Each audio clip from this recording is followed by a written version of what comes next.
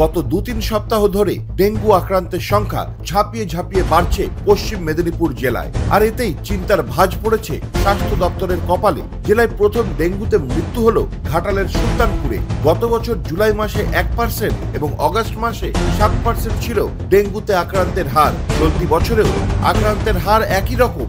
ইতিমধ্যেই 120 জন পেরিয়েছে ডেঙ্গুতে আক্রান্তের সংখ্যা। রবিবার ঘাটালে মৃত্যু হয়েছে ডেঙ্গুতে আক্রান্ত এক বাসিন্দার। মেদিনীপুর মেডিকেল কলেজ হাসপাতালে মৃত্যু হয় তার। বিষয়টি তদন্ত করে দেখছে স্বাস্থ্য দপ্তর। ওই এলাকায় পাঠানো হয়েছে মেডিকেল টিম। তড়িঘড়ি ডেঙ্গুর পরিস্থিতি নিয়ে মিটিং ডাকা হলো জেলা স্বাস্থ্য ভবনে। সোমবার মুখ্য স্বাস্থ্য আধিকারিক ডক্টর সৌম্যশঙ্কর ষড়ঙ্গী বৈঠক করেন জেলার সকল স্বাস্থ্য অধিকর্তাদের সাথে। কোন কোন ব্লকে কি কি বিষয়ে জোর দেওয়া উচিত, ডেঙ্গু প্রতিরোধে কি কি করা উচিত, ডেঙ্গু হলে যাতে তার সঠিক চিকিৎসা নিয়ম করে দেওয়া যায়, সেই সকল বিষয় নিয়ে এই বৈঠক করেন জেলার মুখ্য স্বাস্থ্য আধিকারিক ডক্টর সৌম্যশঙ্কর ষড়ঙ্গী।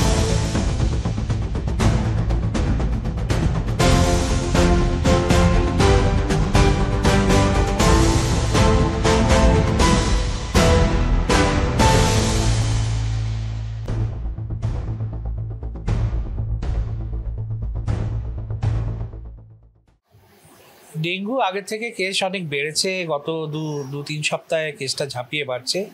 আগের বছরও এই সময় মানে জুলাই মাসে 1% ছিল, আগস্ট মাসে 7% পজিটিভিটি হয়েছিল।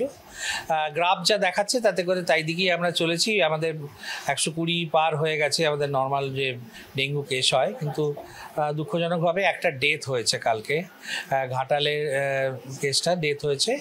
তো সেইটা আমরা আজকে ডেথ অডিটের জন্য টিম পাঠিয়েছি। আমরা দেখছি যদি কোনো আমাদের দিকে ঘাটতি থাকে সেটা আমরা অ্যানালিসিস করে তার ব্যবস্থা আমরা নেব।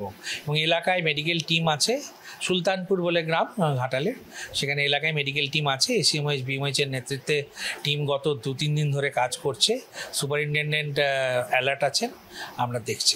ওই আজকে মিটিং ওই জন্যই ডাকা হয়েছে। এই ডেঙ্গুর যে পরিস্থিতি বাড়বাড়ন্ত সেটার ওপরে আমরা অ্যানালিসিস করছি কোন কোন ব্লকে কী অ্যাক্টিভিটিতে জোর দেওয়া উচিত, ডেঙ্গু প্রিভেনশনের জন্য কি করা উচিত, ডেঙ্গু হলে তাকে যাতে করে হসপিটালে নিয়ে গিয়ে তার সঠিক চিকিৎসা প্রোটোকল মেনে দেওয়া যায়, তার জন্য আজকে আমরা এখানে সেন্সিটাইজ করছি। আমার সিএমএইচরা আছেন, সুপারিনটেন্ডেন্টরা আছেন, বিএমএইচরা আছেন, বিপিএইচএন পিএইচএনরা আছেন এবং অন্যান্য মেডিকেল অফিসার, আরবানের হেলথ অফিসার, এরা সবাই আছেন। কন্ডিশন অ্যাকচুয়ালি ব্যাপারটা হয়েছে ওনাদেরকে বাড়িতে থেকে বা নিয়ে আসার জন্য বারবার রেফারের জন্য বলছিল। তো ঘাটাল হসপিটালে যখন নিয়ে আসে তখনই তার কন্ডিশন খুব খারাপ ছিল, বারবার বমি হচ্ছিল। কিন্তু ঘাটাল হসপিটালে দুঃখজনকভাবে আমরা বেড দিতে পারিনি, কারণ বেড তো আমরা নতুন করে ঢোকাতে পারি না। আমার ওখানে এমনি 150% to 100% বেড অকুপেন্সি আছে।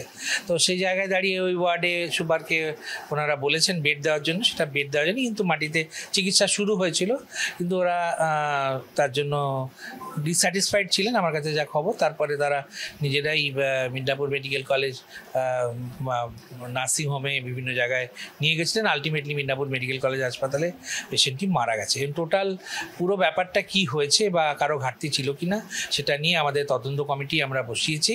তারা আজকে ভিজিট রিপোর্ট দিলে আমরা প্রপার ডিটেল ইন কজ আমরা শেয়ার করতে পারবো।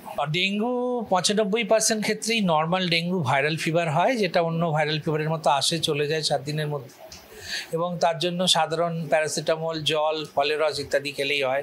সেটা বাড়িতে রেখে বা রুরাল হসপিটালে রেখে আমরা চিকিৎসা করছি। কিন্তু যে ডেঙ্গির আইভি ফ্লুইড লাগে, জানেন যে আমরা জ্বর সেরে যাওয়ার পরে 3 থেকে 7 দিনের মাথায় জ্বরের অনেক সময় ডেঙ্গু ক্রিটিক্যাল হতে পারে যদি তার আগে অন্য কোনো স্ট্রেন থেকে ডেঙ্গু হয়ে থাকে।